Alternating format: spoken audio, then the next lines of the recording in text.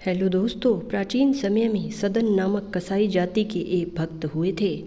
बचपन से भगवान नाम जाप और हरि कीर्तन उन्हें बहुत प्रिय था। भगवान का नाम तो इनकी जीभ पर सदा ही नाचता रहता था। यद्यपि ये जाति से कई थे, फिर भी इनका हृदय दया से पूर्ण था। जीव वध के नाम से इनका शरीर कांपने लगता था। आजीविका के लिए और कोई उपाय न होने से दूसरों के यहाँ से मांस लाकर बेचा करते थे। स्वयं अपने हाथ से पशु वध नहीं करते थे। इस काम में भी उनका मन नहीं लगता था, पर मन मारकर जाति व्यवसाय होने से उन्हें यह काम करना पड़ता था। सदा नाम जप, भगवान के गुणगान और लीला में पुरुषोत्तम के चिंतन में लगे रहते थे। सदन का मन श्री हरि के चरणों में रम गया था। रात दिन वे केवल श्री हरि करते रहते थे। भगवान अपने भक्त से दूर नहीं रहा करते। भक्त को जैसे उनके बिना चैन नहीं, वैसे ही उन्हें भी भक्त के बिना चैन नहीं है।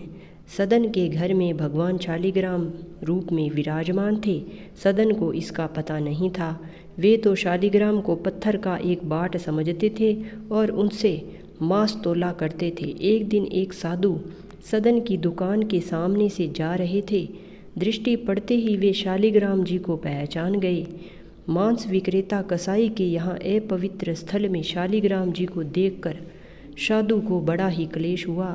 सदन से मांगकर वे शालिग्राम को ले गए और सदन ने प्रसन्नतापूर्वक साधु को अपना वह चमकीला बाट दे दिया। साधु बाबा कुटिया पर पहुँचे।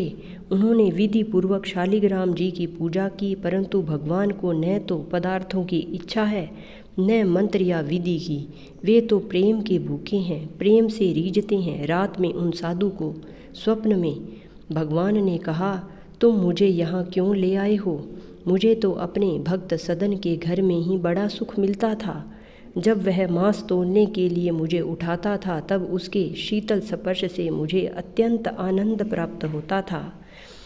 जब वह ग्राहकों से बातें करता था, तब मुझे उसके शब्द बड़े ही मधुर स्रोत से जान पड़ते थे। जब वह मेरा नाम लेकर कीर्तन करता, नाचने लगता, तब आनंद के मारे मेरा रोम रोम पुलकित हो जाता था।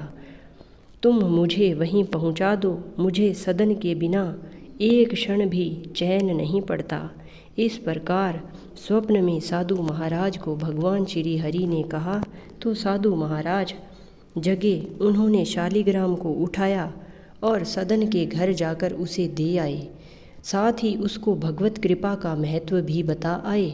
सदन को जब पता लगा कि उनका यह बटखरा तो भगवान शालिग्राम है, तब उन्हें बड़ा पश्चाताप हुआ और वे मन ही मन कहने लगे, देखो मैं कितना बड़ा पापी हूँ। मैंने भगवान को निरादर पूर्वक अपवित्र मांस के तराजू का बाट बना रखा है। हे प्रभु, अब मुझे क्षमा करो। अब सदन को अपने व्यवसाय से घृणा होने लगी और सदन ने अपने व्यवसाय को छोड़कर शालिग्राम जी को लेकर पुरुषोत्तम क्षेत्र श्री जगन्नाथपुरी को चल पड़े। उसके बाद में जैसे ही वे जगन्नाथपुरी को रवाना हुए, तो मार्ग में संध्या समय सदन जी एक गांव में एक गृहस्थ के घर में ठहरे। उस घर में स्त्री पुरुष दो ही व्यक्ति थे। स्त्री का आचरण अच्छा नहीं था। वह अपने घर ठहरने हुए इस स्वस्थ सुंदर सबल पुरुष पर मोहित हो गई। आधी रात के समय सदन जी के पास आकर वह अनेक प्रकार की अभीष्ट चेष्टाएं करने लगी। सदन जी तो भगवान के परम भक्त थे। उन पर कामों का कोई चेष्टा सफल नहीं हुई। वे उठकर हाथ जोड़कर बोले, तुम तो मेरी माता हो, अपने बच्चे की परीक्षा मत लो माँ, तुम मुझे आशीर्वाद दो। इस प्रकार कहने पर भी वह स्त्री काम वासना से नहीं छूट पाई और उस स्त्री ने सोचा कि यह मेरे पति से डर रहा है। भगवान के सच्चे भक्त पर स्त्री को माता ही दिखती है। स्त्री का मोहक रूप उनको भ्रम में नहीं डालता। वे हड्डी मांस चमड़ा मलमूत्र थूक पीव को पुतली को सुंदर मानने की मूर्खता कर ही नहीं सकते, परंतु जो काम के वश हो जाता है उसकी बुद्धि मारी जाती है। वह न सोच समझ पाता है न कुछ देख पाता है। वह निर्लज और निर्दयी हो जाता है। उसका मातुरा स्त्री ने समझा कि मेरे पति के भय से यह मेरी बात नहीं मान रहा। वह गई और तलवार लेकर सोते हुए अपने पति का सिर उसने काट दिया। कामांध कौन सा पाप नहीं कर सकता। काम में अंधा व्यक्ति किसी भी हद तक जा सकता है। अब वह कहने लगी, प्यारे अब डरो मत। मैंने अपने खूंसट पति का सिर काट डाला। हमारे सुख का कंटक अब दूर हो गया है। अब तुम मुझे स्वीकार करो। सदन भय से कांप उठे। स्त्री ने अनुनय विनय करके जब देख लिया कि उसकी प्रार्थना स्वीकार नहीं हो सकती, तब द्वार पर आकर छाती पीट पीट कर रोने लगी। लोग उसका रुदन सुनकर एकत्र हुए। उन्होंने कहा, इस यात्री ने मेरे पति को मार डाला है और यह मेरे साथ बलात्कार करना चाहता था। लोगों ने सदन को खूब भला बुरा कहा और कुछ लोगों ने सदन पर हाथ भी उठाया और उनको पीटा भी। अब सदन कुछ कहने के लिए मामला न्यायाधीश के पास गया। सदन तो अपने प्रभु की लीला देखते हुए अंत तक चुप ही बने रहे।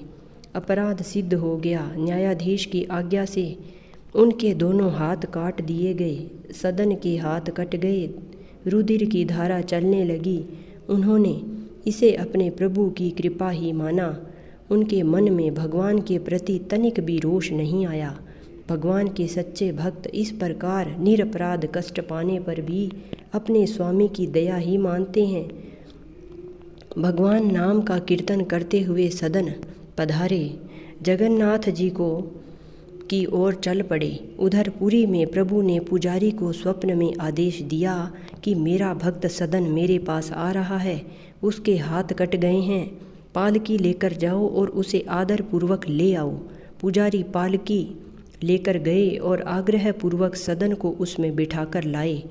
सदन ने जैसे ही श्रीनाथ जी को दंडवत करके कीर्तन के लिए भुजाएं उठाई, उनके दोनों हाथ पूर्ववत ठीक हो गए।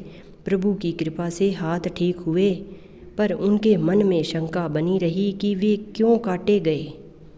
भगवान के राज्य में कोई निरपराध तो दंड पाता ही नहीं है। रात में स्वप्न में भगवान ने सदन जी को बताया कि तुम पूर्व जन्म में काशी में सदाचारी विद्वान ब्राह्मण थे। एक दिन एक गाय कसाई के घर से भागी जा रही थी। उसने तुम्हें पुकारा। तुमने कसाई को जानते हुए भी गाय के गले में दोनों हाथ डालकर उसे भागने से रोक लिया। वही गाय वह स्त्री थी और कसाई उसका पति था। पूर्व जन्म का बदला लेने के लिए उसने उसका गला काटा। तुमने भयातुर गाय को दोनों हाथों से पकड़ा, इसलिए कसाई को सौंपा।